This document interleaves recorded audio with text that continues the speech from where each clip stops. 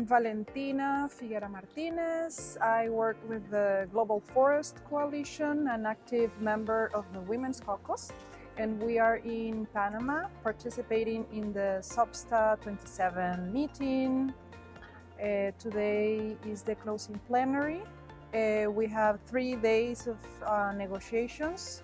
I particularly followed agenda item 5 on biodiversity and climate change.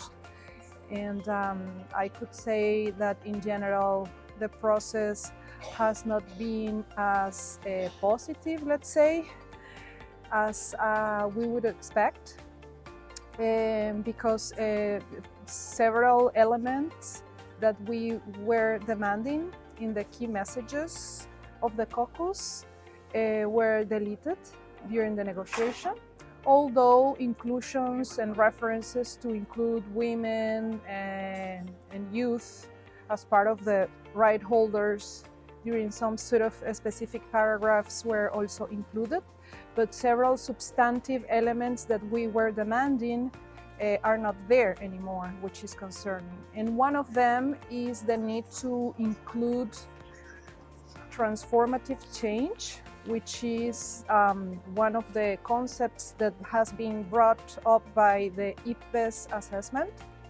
demanding to identify and address and develop actions to fight to address the root causes of biodiversity loss, the underlying causes of biodiversity loss. And unfortunately, it was removed. It was an important element, but because at some point key messages that are included, and not only messages but findings developed by scientists and are not there, and it is also important.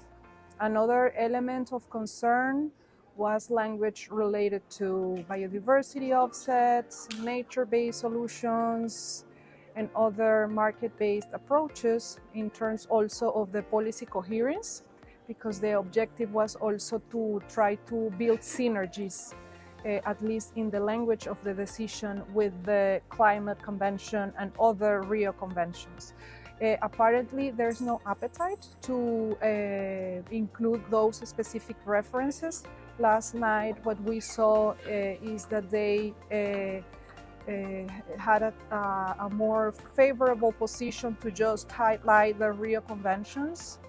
And on the other hand, those elements there were highlighted as controversial schemes, but they continue there.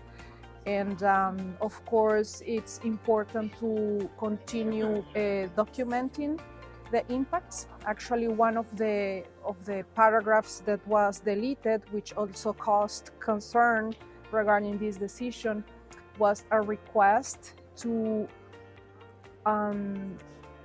document the impact of biodiversity offsets and market-based approaches, so that the evidence is there available to take decisions according to the findings of those evidences. And unfortunately, it was removed from the text.